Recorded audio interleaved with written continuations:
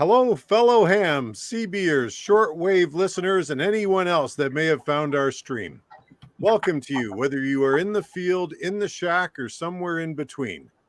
If you're attending the live stream, we encourage you to drop a question into the chat. If you're watching this as a video post-event and have a question for us, please leave a comment and we'll get back to you as soon as we can. This stream is being broadcast both on my YouTube channel, Outdoors on the Air, and Chris's YouTube channel, Kilo 2 Charlie Juliet Bravo Radio. We don't have a moderator, so we may not get a chance to respond directly to any comments you make during the stream. We'll try our best to get to them all, but if we don't respond directly to your comment, we promise it's nothing personal. Tonight's stream is the latest in our Ham Heroes series. With this series, we profile people who are making a unique and positive contribution to the great hobby of radio. This month, our special guest is Peter Parker, VK3YE. Peter hails all the way from Melbourne, Victoria, Australia. Due to the volume of high-quality work he has produced over the years, I consider Peter to be a global ham radio ambassador. We're very fortunate to have him with us. Peter has had a YouTube channel since 2008, named Amateur Radio VK3YE. I've been following Peter's channel for years. He is one of the most creative and capable hams on YouTube, and he never fails to put out thoughtful, intelligent videos. Peter is also an accomplished author, having written a number of ham radio-oriented books. Before we get into the details of Peter's efforts, let's go around the table and see what the crew has been up to.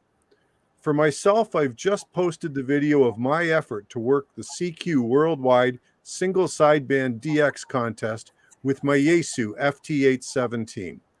That was quite an adventurous weekend, including the failure of my FT897D. Now that winter has set in here, my camping season is over until spring, but I've got a few ham radio projects up my sleeve. I'll start working on those soon. Enough about me. Let's get to my co-host. We'll start with Chris, Kilo 2 Charlie Juliet Bravo. Hey, Chris, what's happening over there with you? Well, good to see everybody again. Good to be back. It's been a lot's happened actually in the last month since we were we did this. In fact, Tracy mentioned the CQ Worldwide contest, so I operated it, but from the comfort of my home shack here. I didn't go out anywhere, and it was fun actually. The conditions were good, so made quite a few contacts through the week. I didn't operate the whole whatever it is 48 hours of it. I just operated whenever I could. So, but made quite a few contacts. A handful of new countries for me on 10 meters, which was good. 10 was open. It was in pretty good shape. So the treat for me out of that was on Saturday night after I shut the radio down, I was just kind of chilling out with the iPad, and I saw another guy guy from Costa Rica had posted his CQ Worldwide adventure, and sure enough, he had a video of me contacting him. So I was like, well, that's pretty slick. So that was neat. So same as Tracy, it's getting cold here too in Connecticut. So it's time to, the 817 is in its case right now. And I do have a friend of mine, a very dear friend of mine, made me a set of rails to put on it. I have to do that yet. So, and I've got a couple of projects too. You might see there's a little Tempo 1 sitting over here that needs a set of tubes. So that's one of my winter projects I have to do. So that's what we're up to. Good stuff. Hey, Tim, what's keeping you busy lately? Well, it's the holiday season, and I've got lots and lots of things to do. And people are home from various places. And I've been working with the 817 out of the lake house for the past couple of weekends. And that's been fun. There's like a consistent 30-mile-an-hour breeze coming off the lake into the front of the house. So, and there's like one tree, so keeping things going has been kind of a challenge. But I'm using the little random wire that I've got with the half extension. So it's like 35 feet. So basically I could take like the dog toy, throw it up in the tree and bring it down, which is what I did. And that's been working fine. And I don't have my logging software at the cottage. So what I have to do is I have to take the log, email it to myself, and then program it when I'm here at home. So if I've worked you and I haven't confirmed the contact, it takes a little while. I'm lazy. But one thing that did strike me is that if you look at everybody's background and how nice and neat everything is, Tracy's got his all stuff nice and clean, and Chris has got his all, glowing and clean and dusty. And if you look, so this is, if you want to know, if there's a comparison of neatness and what I've got going on, as you can tell. So there's the contrast. But I'm glad to have Peter here tonight. Yes. Oh, fantastic. Hey, and last but certainly not least, Peter, what's going on in your world?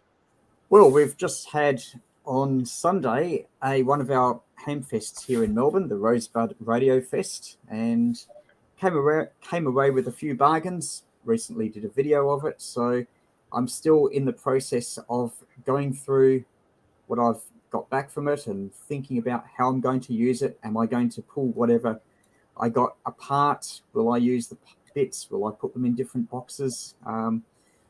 And all that sort of thing. So one of the finds was a Frog Sounds QRP rig, a little QRP transceiver. You sometimes see it on eBay for 40 meters. I think I've decided that I might pull that apart. It does have some useful components like crystals, NE602s. Now I've got enough 40 meter QRP rigs anyway. And then there's another unit piece of test equipment called a noise bridge, which are pretty much obsolete these days with everyone having antenna analyzers, but I connected a 9-volt battery to it and got some noise coming out of the receiver. I wasn't able to get it to null at positions where I thought it would be, so that might require a little bit more work in seeing if there's anything wrong with it, or maybe the antenna I've got it connected to was wrong. So still some investigation work there. But yeah, it's one of those days after a ham fest where you've got all this junk and you've got to think, how are you going to use it? Is that the one? Is that the one you bought? You had the video, right, where you bought the pile of stuff, and was that the noise bridge that you had in there? Is that the one you're talking about? Yes, Oh, that was in that video. And there was also a big set of drawers. The cabinet wasn't worth very much by itself, but the contents, all these binding posts and lugs and connectors, which are quite expensive when you buy them individually. Oh yeah, I saw that. I was like, oh, that's awesome. Yeah. I found out that I've turned into my father, right? So when I see all this vintage stuff, vintage we call it here. So we find vintage stuff like that. I've got probably 2 or 3 antique multimeters and stuff like that. Yeah, see, that's wonderful. And you don't get that anywhere else that I found, except if you have hard rubbish collections like we do here, where every year people put rubbish out on the street and the council come and take it. There was the one in a month or two ago. There was an old 1970s TV tuner. I did a video on that, and you could use that tuner as a converter and hear all sorts of VHF signals on it with a receiver connected up to it. So that was also a fun little experiment. Nice. That's fantastic. Yeah, I saw that one too. That was great. We don't have See, I can't go dig in other people's trash piles. They might get mad at me here. And the thing I find at ham fest here in the States is that most of the time you got to walk around a ham fest here like with a couple $1,000s in your pocket. Yeah, you really do.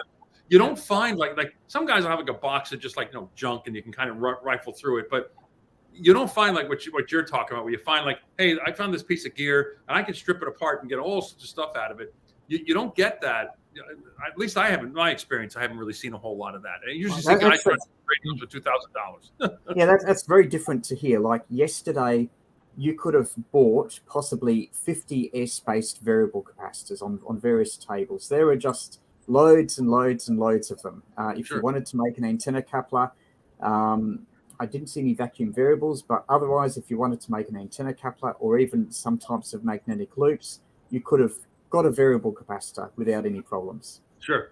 It used to be that you could there used to be like some large flea markets and things like that here in the Chicago area. I know there's a couple of really big ones down in Texas, where you would go and you would find things like that. They would have all their stuff laid on the table, and you could do it pretty cheaply. But that trend has gone away probably for about 10 years now. I think the best option for things like that is to maybe pay attention to like some local estate sales or things like that. If you can find somebody that was, an old ham whose family is, trying to sell some of their stuff, or even like old electricians. There was a small motor shop in town here that was in business. I mean, I remember being, 5 and 10 years old in the car driving by, and there was, so-and-so electric supply and small motors, right? And I drove by a couple of weeks ago, and it's gone now, right? And it's all closed up and it's all shut down. And the first thing I thought of is like, wow, how can I get in there?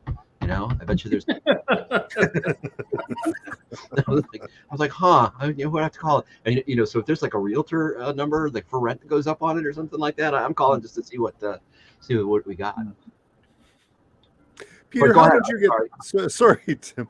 Peter, how did you get started in ham radio?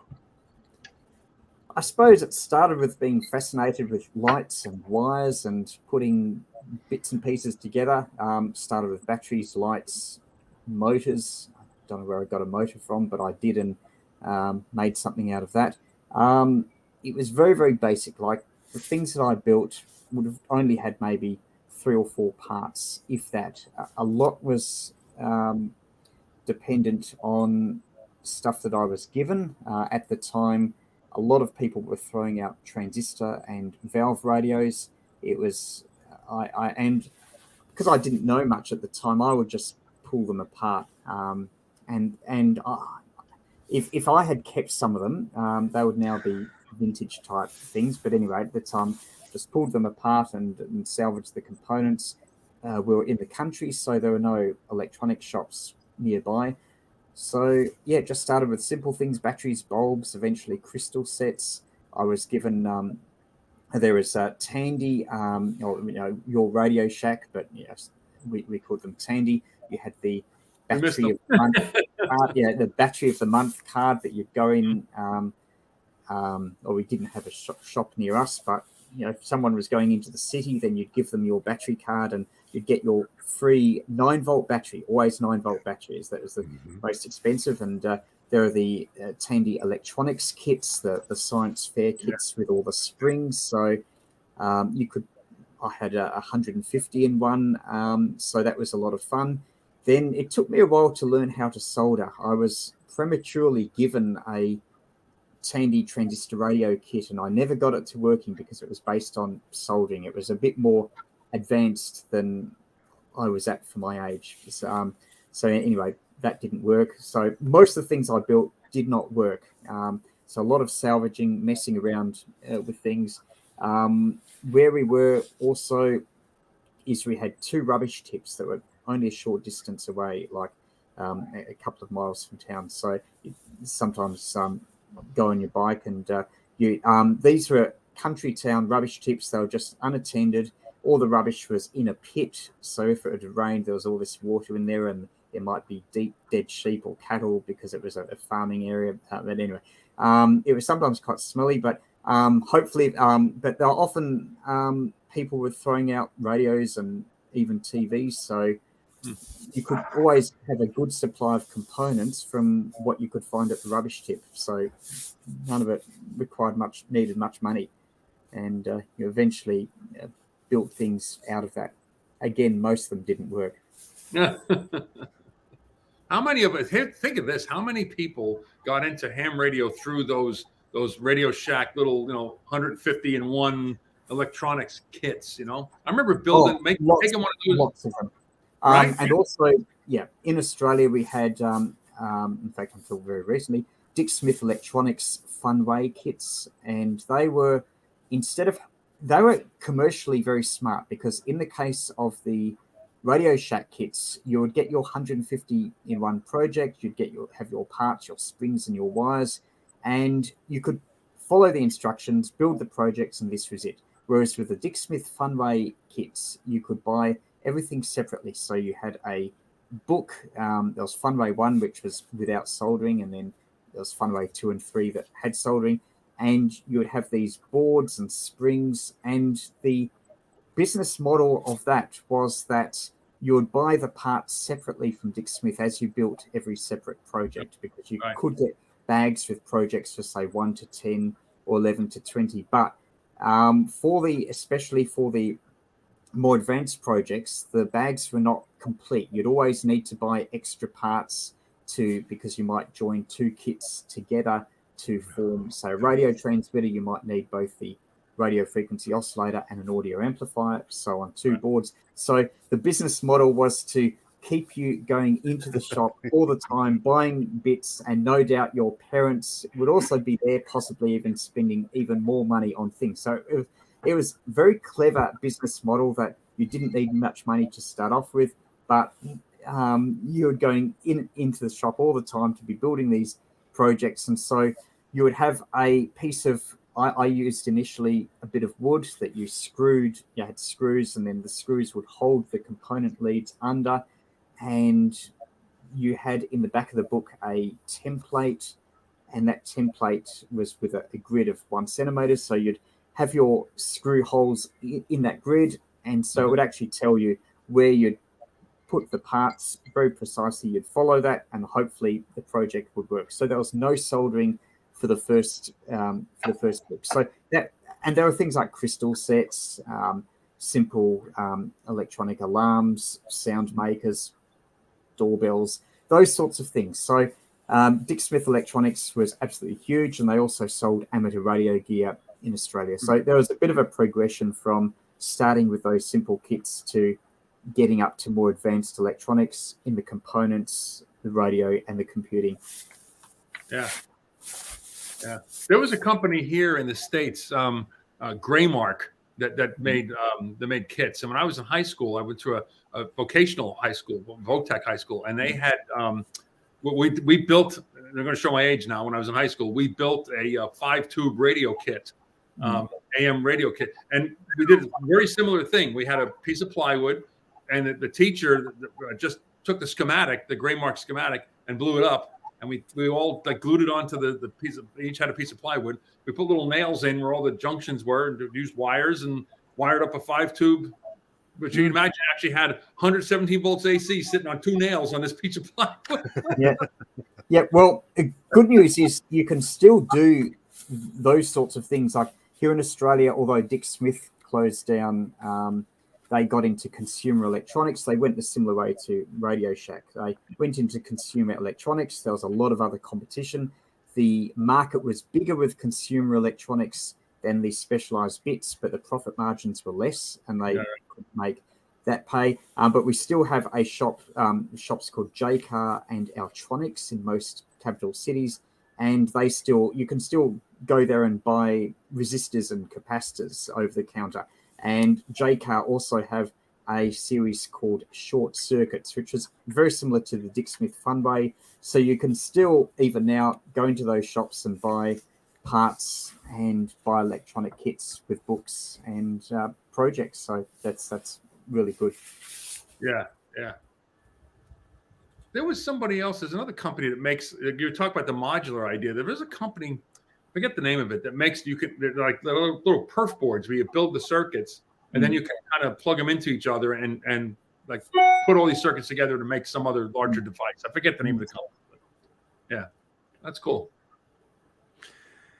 We have a question, Peter, and you've done a lot of work with wire antennas. I wonder if you want to take a look at this one and see if you have any ideas. Yeah. Okay. I think I can see the question about adding more gain 1 meter away. I wouldn't go that route. I would look at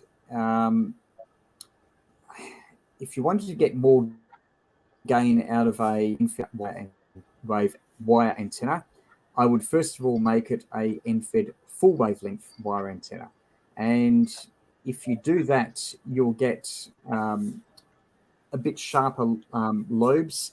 You'll get maybe 2 or 3 dB of gain, and that will still be high impedance, being 1 wavelength. You can still feed it at the end, and that's what I've done for. I've done some videos where I've done that and worked Europe quite successfully, and I've oriented that to be broadside. There's a bit of gain. When you make the antenna much longer than that, then the gain splits off into multiple lobes, and the pattern becomes less clean. Another possibility, which may be slightly better, is you still use your 1 wavelength of wire that's end-fed, but you have about a 1/4 wavelength of it vertical. So instead of having 1 pole in the middle, so like an end-fed inverted V, You then have one pole at either end, so it goes up by up by a quarter wavelength, then horizontal for a half wavelength, and then down again for a quarter wavelength. So a total of one wavelength of wire, and that is called a half antenna. And especially if you're in salt water, that's a very good low angle radiator. So that's an excellent DX performer on a band like 10 meters. So that amount of wire, it's 20 meters of wire, so it's just like a quarter on 7 hertz is a full wavelength on 14 megahertz, and with that it will give you gain on 14 megahertz. That's broadside. Another possibility, if you want even more gain, is to make it even wider, and that's called a bobtail curtain, where instead of having 2 quarter wavelength vertical sections, which are effectively vertical antennas, you have 3 of them, and you can feed it either at the bottom, which I prefer because it's easiest mechanically and it's high impedance, so you can use an L-match coupler, or you can feed it in the top middle or top corner. Or for the half square, it's one of the top corners where it's close to 50 ohm, or for the bobtail, it's the top middle, and that will give you even more broadside gain. And I believe that, I haven't done this, if you add reflectors behind it, you can get even more gain, but it does need to be a certain spacing. It needs to be more than a meter. Anyway, I've done a lot of videos on half square and bobtail antennas. So have a look on my website, VK3YE.com, and there's also videos where I've tested it portable. Okay, good stuff. You know what? Let's get into the slides that we've got here. So wait a minute. Sorry, go ahead, Tim. He's on a balcony, so I don't know how much full wave stuff you're gonna do on 40 meters. Probably 20 though. Well, for a balcony, you might have to possibly maybe a vertical antenna could be the best, and you can get, at least here in Australia, telescoping fishing poles that are 9 or 10 meters long, so that's about 30 feet. So that's pretty close to a half wavelength on 20 meters. So if you had a couple of radials going along your balcony and you had one of these poles, you could just run a wire up to it. You could even only have it up when you're on the air so that people don't see it when you're not.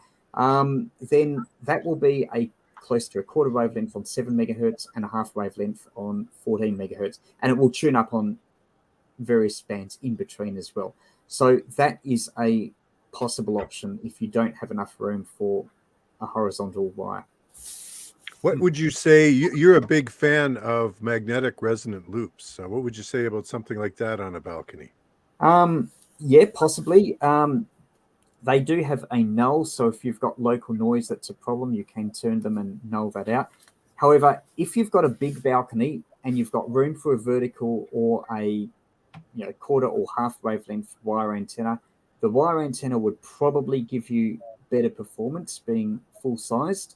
However, having said that, if you take a lot of time and effort with the loop, like ensuring that there's very low DC resistance, using copper or aluminium, using a high-quality variable capacitor without too much contact resistance, you can get good results with a magnetic loop. But it's, I suppose, a bit of a last resort if you're really stuck for space. I would be looking at vertical and horizontal antennas first if you've got the room. Great advice. Okay, let's get into it. We've got some slides that you brought along. I love this photo. Boy, you come by your passion honestly, don't you, Peter? Yeah, I probably haven't changed much since then, but anyway. Yeah, that thing was a electric tea stirrer. So that was just when I invented it. Invention is probably stretching things a bit, but anyway, it was just tying a spoon to a motor with batteries. So that was trying to stir something with that. And that was when I was in Western Australia, which is where I spent my childhood, in the backyard then. Very cool. Very cool. All right. Let's talk about some Homebrew QRP. What do you want to talk about here? Well, basically, key message is it's never been cheaper or easier to build QRP equipment than right now.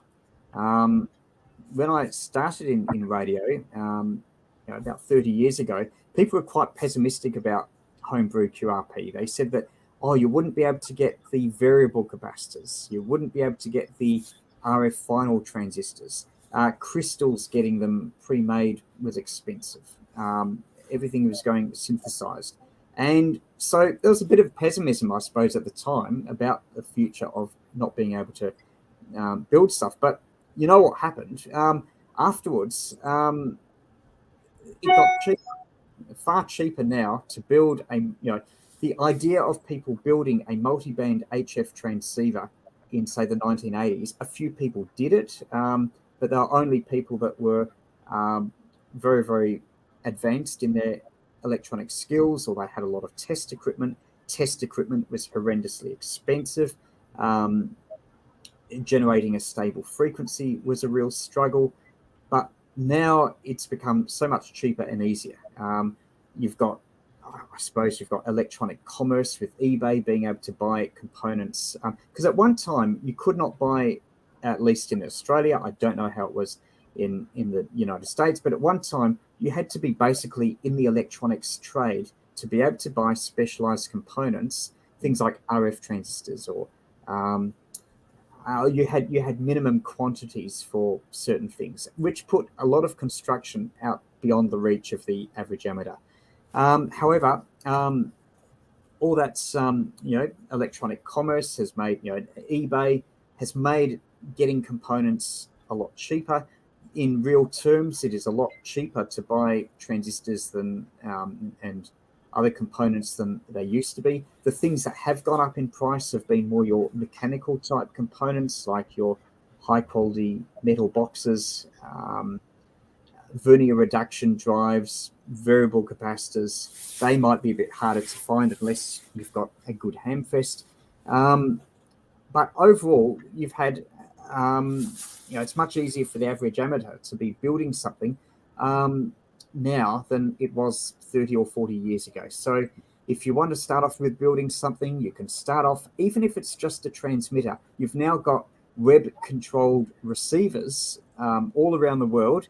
And if you pick one that's like 300 or 400 miles away and you build a little transmitter for 7 megahertz, even if you don't get a contact on it, you can press the key and hear yourself coming back online from this web-controlled receiver with your little 1 or 2 transistor transmitter. You can buy crystals for frequencies like 7023 very cheaply, which are in the amateur band. You can even, for American amateurs, you can put a low value of capacitance in series with it and get it just above 7025. So if you're restricted with a general or a technician, because 7023 isn't quite in your band, you can pull it up a little bit and get it just in your band there.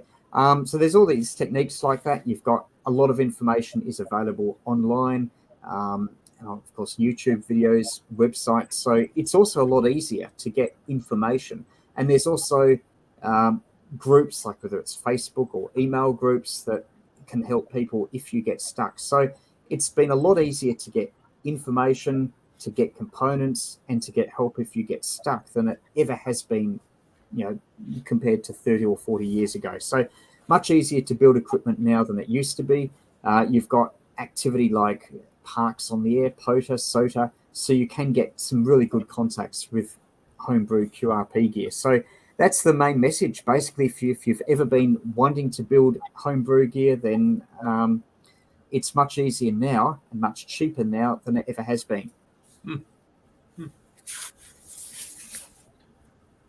All right. You are the guy for, as far as I'm concerned, for Pedestrian portable. This is, you've done so much of this. You've worked with so many different types of antennas and gear. What wisdom can you share with us on this? Okay, basically, be simple, be cheap, but not too cheap. There's a bit of a happy medium. You don't want to take something that won't get you contacts. On the other hand, you don't want to take everything and the kitchen sink. A lot of people reckon they need to take a lot, bring everything, and they really don't need to. There's a happy medium. In this case, I think that I've covered this a bit on my website. I talk about it in my minimum QRP book, but you basically, there's certain frequencies that on bands that are easy to get contacts, like 40 meters, I find very easy to get contacts. There's a lot of people on 40 meters. Often when you call CQ, you can often get people coming back. There's a lot of parks activity, whereas there's bands like 28 megahertz that can be great at certain times when it's open, but it might not be as easy to get contacts. And bands like 14 megahertz, at least in Australia, where a lot of people might be working DX, you can sometimes get good contacts, but not all the time. So it's important to pick your band and frequency right. You need to think about operating modes. CW is very good, but you can do surprisingly well on SSB.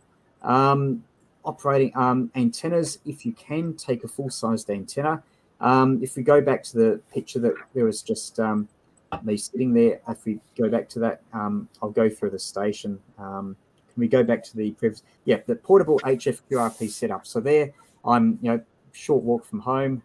That's all I've taken. So the antenna wire is 20 meters long. I find 20 meters long is a good length. It's an end-fed wire. People talk about resonant antennas being necessary. I've not found that to be the case. The 8TU is just a little L match, just a variable capacitor and a switched coil with various inductances. With that, I can cover all bands from 7 megahertz to 28 megahertz just with that setup. And I have an end-fed. The 9-meter pole is, you can just, if you're in an area with lots of trees, then you could just take fishing line and a sinker and throw that over a tree. But I'm a bit lazy with that. And also, if I'm near the beach, there's not going to be very many tall trees. So a 9-meter pole is really good. And there's me on the right where I'm just carrying it, just walking down to the beach. And as far as transceivers go, there's not much difference. If you've got a basic good 5-watt transceiver, there's not a lot of difference between something like an FT817 and one that's more expensive, like the Elecrafts or the ICOPs. They're great receivers. They've got good RF performance. They might have a bit more power, but overall, provided you've got more than a couple of watts, frequency agility is very important. Some people start with those very simple Pixie transmitter kits or transceiver kits, and yes, you can make contacts with them, but you need a station that's good enough to be able to make random contacts. Most of your operating will be tuning around, trying to find a station that is finishing a contact, or maybe there's someone calling CQ that you want to respond to. And for both those, you need to be frequency agile. So that's where you don't compromise. Frequency agility is absolutely king. Once you've got frequency agile, sufficient power, like at least 2 watts, maybe 5 watts, then you can have lots of contacts. And that's both for SSB and CW and no doubt digital modes. So yeah, as pictured, that's what I take most of the time. Although sometimes when I'm trying antennas, I might take a bit more. Very good. Yeah, there's a great advice in there. All right. Hey, Peter, I had a question come to mind though. When you're setting up those that wire antenna, are you using any kind of a ground or counterpoise, or just putting it into the ATU? I do usually use maybe 1 or 2 meters of wire as a small counterpoise, Sure. And that's where counterpoise is quite important, because you can get away with that if you're using the antenna as a half wavelength. Whereas if I was to use that setup with the 20 meters of wire on 80 meters, it would only be a quarter wavelength, and it would be very inefficient with a small counterpoise. But if you've got something like a jetty or that's metal or a metal fence, you could take a clip and clip onto that. Another possibility you could experiment with is a ground tuning unit and have a wire so you can resonate your ground system. That is a approach that I know that Dave G4AKC, who is very well known for operating on 20 meters as a portable setup, he does that very well. And by operating near the salt water, he can, Right. I'm not sure if he's coupling into the water, but anyway, there's a very good ground system with the ground tuning unit. So that is a possibility if you aren't able to set up a big radial system. But for bands like 80, 160 meters, especially if your antenna wire is very short, then you do need to pay attention to that. Good. All right, let's talk about some locations for long haul DX, QRP style. Okay, well, on the left is me at my local beach where I'm about to set up probably a vertical antenna. I might use a radio. I might be using a ground tuning unit or a radio along the ground. And it helps if the nearer the salt water, the better. There's a very big uplift in your signal if you can be within, I think it's something like a third of a wavelength or quarter of a wavelength. Anyway, it's only a few meters. So that can be a problem if you're in an area where you've got big tides where the water can go in and out a long way, and it might end up wetting yourself and your equipment. But luckily where I am, it's a bay beach, so the tide isn't too bad. So you set up reasonably close to there, and the thing I've hammered in is just a metal stake, and then I will use some Velcro strap and attach the squid pole. So that could work for, I could use either that as a support for a vertical or an end-fed inverted V if I have a full wavelength of wire. Or it could even be if I have two of those poles and two of those stakes, then a really good antenna would be, as I described before, a half square antenna, effectively two verticals in phase. And if you have it in the right direction, it's also, it helps if the water is in the direction that you wish to travel. And that can depend on whether you are seeking long path or short path. Here in Australia, if we're trying to work Europe on 20 meters, long path is often successful. But where I am in the photo on the left, my coast is facing west. So that's good for making contacts with South Australia, which is to the west, and Western Australia. But for Europe, long path, it's not so good. And so that's where the photo in the right, where I'm in a bit of a swamp. Luckily, I'm in a location where I'm a very short walk to either the beach or the swamp. So on the right, I'm in the swamp, and that's where I've got two masts set up, and I'm using a half square antenna, and that's favoring the direction towards Europe. And the bit of aluminium foil is actually aluminium foil with book covering, and that is a bit of a ground where I've got a ground tuning unit, and I've got that as the counterpoise. So I've got these two verticals in phase with the counterpoise, and I've had great results on 20 meters. I've gone down to 5 watts. I've easily been able to work DX, the Europeans, on 20 meters. I've got a video where I've gone down to, I think, a few, like 100 milliwatts, where I've worked G4AKC, who's also been portable on 20 meters. So I've got some videos on that. And that's where, although it's not salt water, it's wetlands. And the other thing is, even if you can go a few hundred meters away from suburbia, and that's only, I'm probably only about 300 or 400 meters away from houses, that makes a big difference to the amount of noise that you are receiving. And there's whole layers of signals that you might not know exist if you're at home.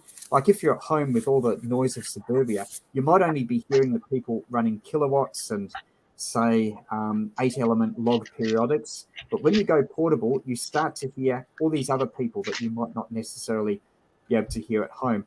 And they might not hear you, but if they are operating from portable locations and they also have low noise, then yes, they might hear you. So there's an opportunity for portable operating that helps if you've got a low noise level, and the location really helps there.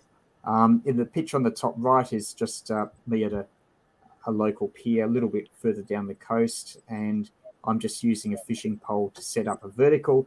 and it's a benefit that the railing is metal, so I can clip my earth too. So, yeah, that's another possibility. Perfect. Nice. Who's taking the pictures? That's the camera where I've just set it up on video on a tripod. A lot of the pictures are taken just on a very short tripod. So yeah, I've just pasted the video. So I've just all right. Here we go. And this is something that I, in my mind, you are really known for, and that's the whole concept of pedestrian mobile. Yeah, that's a lot of fun, especially in the warmer months. There's two main antennas that I use. On the top left is a magnetic loop. That's the biggest magnetic loop I've got. It's about 3 feet in diameter, and that can cover all bands from 7 through to 28 megahertz. So I've had good contacts on 7 megahertz. The furthest I've had on 7 megahertz is about 2,500 kilometers, which is to New Zealand. I've also worked Western Australia, which is a similar distance. Of course, the antenna efficiency isn't all that great, but you can still get some great contacts. I've worked into the United States with that on 20 meters SSB. I've worked into Europe. I've got some videos on my YouTube channel where I've demonstrated contacts there. And I've been near the beach because in this case, that beach is favorable for the United States long path. On the bottom left is a smaller loop. That one only does 21 through to 50 megahertz. That's what I call the summer loop because it's most often used for sporadic E when you've got really good conditions on 10 and 6 meters. Signals are really strong, so you can have some good contacts with that. And that's just where I've just walked down to the beach. I've got the FT817 in an over-the-shoulder bag. And although I have worked Europe on that antenna as well on 10 meters during the last sunspot peak. So you can get some good DX with that. In the middle and the right is what I call the RAID antenna, and that's a vertical antenna. It's 5 meters tall. In the bag is, I've got 2 bags. There's one little bag that has the FT817. The big bag is a backpack that you can see on the photo on the right. And I'm using a 5 meter long fishing pole with a wire going up it. There's a loading coil in the middle that I only use for 7 megahertz. But otherwise, that is a quarter wavelength on 14 megahertz and a half wavelength on 28 megahertz. And with the L-match antenna coupler, I can operate on all bands from 7 through to 50 megahertz. And I've had contacts all over the world with this setup while operating pedestrian mobile. It really helps if you're standing in the salt water. So you can see in the middle picture, I'm putting on a ankle thing, which is basically a ring of aluminium, and is the earth or the counterpoise that connects the antenna coupler. So I have to be in ankle to knee deep water. As soon as I get out of the water, then the signals drop hugely. It might drop by 4 or 4 S points, and I've done demonstrations of that. However, if you are inland and you don't have salt water, then that's okay. You can have a trailing counterpoise, which is like 5 meters of wire. That's a quarter wavelength on 14 megahertz. You can do that. And I've still worked Europe with that while walking along on 20 meters SSB. So being near salt water is good, but not necessary to work DX. And that's called the RAID tenor. And I've described it in my books and on my website, and there's some videos as well. That's really cool. That's really cool. And there's a very simple one as well that I've called the RAID tenor DX. That's very similar, but it's got no loading coil.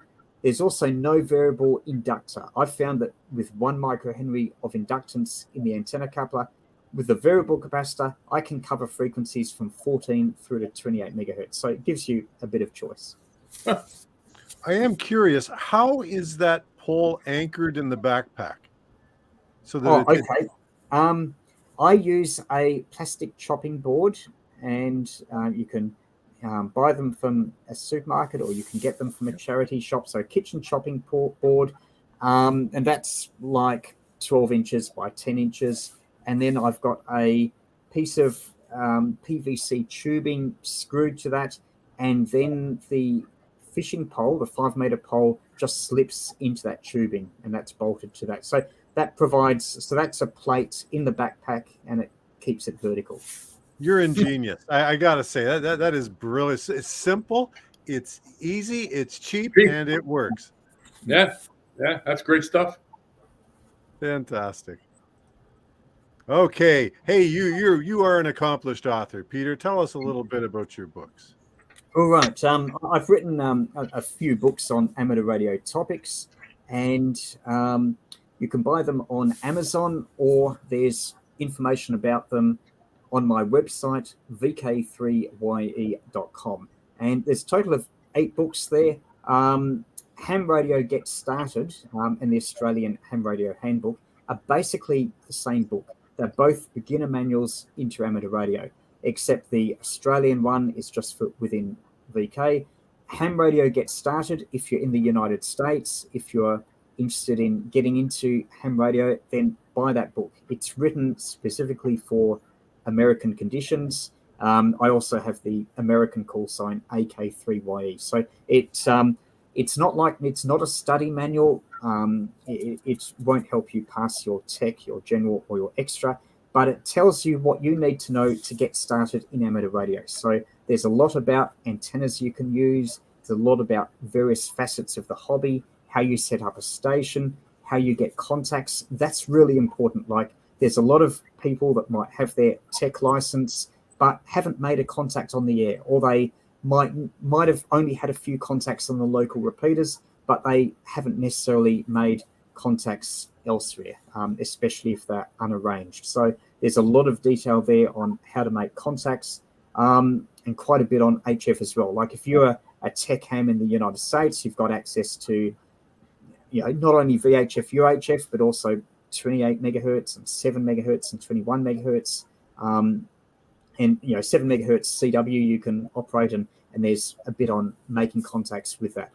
The other books are mainly to do with low power amateur radio, minimum QRP. If you are looking at getting into low power radio, then minimum QRP is a good starter guide. So it talks about the equipment, the antennas you need, and what you can achieve. And again, there's a lot of information on making contacts and operating techniques. So it's very heavily an operating manual. There's 2 books, hand-carried QRP antennas. That is a lot about very simple antennas, like some of them you've just seen pictured, antennas for portable operating. And by hand-carried, I mean that antennas that you can just put in a little bag and get on air, set up in a few minutes and get on air. And some of them are pedestrian mobile as well. So if you're thinking of going on a holiday or summits of the air, parks on the air, then those 2 are good books to have. There's also 99 things you can do with amateur radio. That's more for beginners. It talks about various facets of the hobby.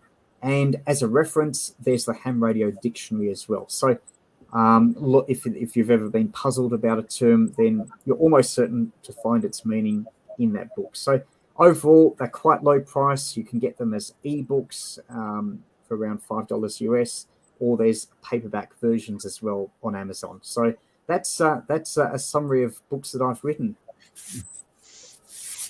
Well, thank you very much for that. You're absolutely prolific. The amount of content that you put out there to encourage, and I'm sure that you've seen. Now, this is hugely important to especially new hams, but maybe people who have, maybe they got burned out. They were appliance operators for years and years, and now all of a sudden, it's like, hey, maybe I want to take a look at the more technical side of things. I want to try something different. This is a gold mine of information. I think that I'm thinking that introductory book, the one you have, like one for Australia and one for the States, and we had one of our live streams, we talked about different folks that we could attract that might actually have an interest in ham radio as a hobby. And we were talking like the preppers and the GMRS folks and all those folks. And that book actually would probably be a great way to just kind of introduce them to the hobby. It's not to prep you for an exam, but just kind of see what it's all about. So yeah, exactly. Yeah, that's I've sort of pitched it for that, and it's very much it's very very US centric. So it Right. talks about the ARRL, the organization, the culture is quite different in the United States. For instance, in the United States, there's a strong emphasis on MCOM that we probably don't have in Australia. So yeah, it's very much written for American conditions as well. Hey, you got a US call sign. Yes. Yeah. Tell me more. And I was lucky enough to get AK3YE, so you just need to change one letter. We haven't Australia. We have VECs, your ARRL VECs in Australia. So I thought, well, it was a bit of fun to do the American exams. So there was a radio club not far from here where I went along and first of all did the tech paper, and so so passed that, and then the general, then the extra. So it was a lot of fun. So I could get an Australian call sign.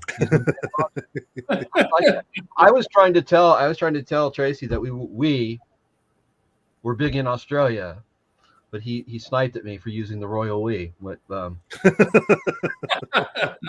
we are here in Australia. It's a little bit different here. Like we have our own exam system. I don't think that we have exams in the United States, although there might be some online. You may be able to do it online. I'm not sure how it goes. Certainly there's. So Peter, were the American exams easier or harder?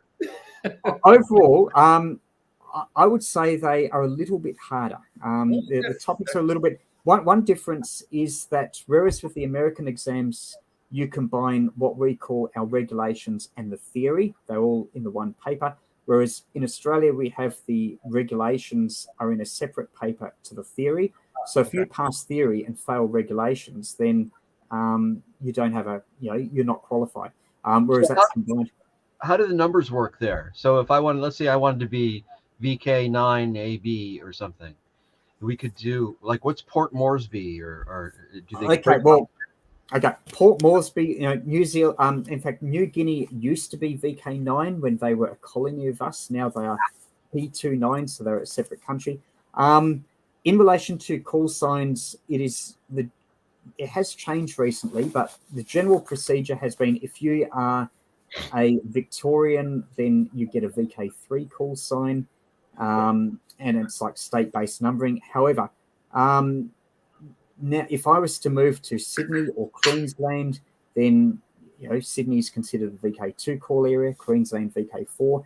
If I want, I can get my call sign changed to a VK2 or a VK4, but now I don't have to. So I can remain a VK3 no matter where I move. Your first call sign would typically be issued in the state that you are in. And if you move, then you don't have to change your call sign. Although having said that, the vast majority of amateurs you'll hear, say in New South Wales, are VK2s. There's minor exceptions, but generally speaking, and it's also handy so you know where to point the beam to or whatever. Yeah. Cool. Yeah. Thank you. I just had to turn around because I have a VK2 QSL card on the wall. Oh, okay. Who is he? VK2 AMB, Alpha Mike Bravo. I don't know. AMB. Okay. Yeah. Peter, we have a question. Okay, there's a question about Kite antennas. I have used Kite antennas. The results have been absolutely amazing, particularly on 160 meters. With a Kite antenna, you can get performance equivalent to that of a big station with very little, and you're not having to spend money on towers and it's amazing. However, it can be a bit frustrating depending on your kite. They're probably better. Like there have been times where I've tied the kite to something and it's stayed up for like 40 or 50 minutes. But other times, I would suggest that kite antennas are probably better if you're doing it as a radio club expedition. So you've got someone to operate the radio and someone to look after the kite. There can be cases where there's absolutely no wind and you're disappointed and you can't get anything up. You need to take a lot of line. Apparently, it's best if you have the kite way up with a lot of line and then your wire antenna. The key on the yeah, but you can get. The other thing with kite antennas is, if you touch it, then even if it's not a thunderstorm, then if it's cloudy, there's a possibility of getting a zap from it. So you do need to. There's safety precautions. You do need a high value of resistor to short the static down to earth. With kite antennas, they can be amazing. A bit hard to operate on your own, though not impossible. So it's really good if you've got a group of people there who can help with both the radio and the kite. Do you make it to the States ever? Oh, many times. Yeah. The best time would be 14 megahertz in the morning here. It would be like No. On a plane. No. To the States. No, never actually been. No? Oh, we got to get him over here. Yeah, absolutely. We should bring him to the. We should do the Lake Michigan activation here. We should come over for a week. It's not salt water. Peter might be bitterly disappointed. It's a lot colder, but so what? It's a lot colder. Yes. You'll have to wear shoes. We should talk about that. We should talk about that and make a thing out of it. I think it'd be fun. If he's willing. Yeah. Doesn't sound like it though. Well, Australia, Lake Michigan. I don't know. I think I know which way I'd go. I'd go to Australia to beat all parts of Australia yet. Yeah, I'm too worried about getting bit by something, so he'd have to come here. You have to sell a lot of books to buy that airline ticket. Okay, listen. There's one question I have to ask you, Peter. Have you ever seen a yowie, B, a bunyip, or 3, a drop bear? No, unfortunately not. But there's always a time potentially. So those are cryptids, gentlemen, and of course cryptozoology is one of my things. But my drop bear may be my favorite cryptid of all. Peter, you're familiar with the drop bear?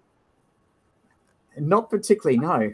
Oh, do let me tell you. So there are certain jungles in the north of Australia you don't want to go in because there are koala-looking bears that will drop out of trees and viciously attack people.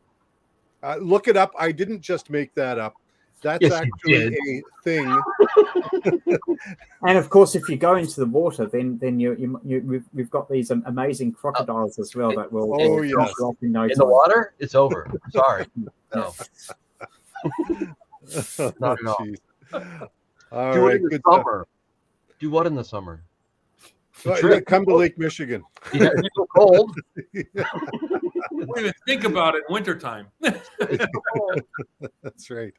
Now, do they put salt on the ice there, or is that just on your roads? Like, would that make the ground more conductive? That's a good question. Good. I make this little antenna where I use like a ground anchor on it. So sometimes I'll run a counterpoise, and sometimes I'll just stick a little. And I found the best way to do it is to just use that as an anchor and then run it as a sloper. But very often we'll take some Gatorade or some other material and like pour it in the ground over the ground conductor, and it actually improves.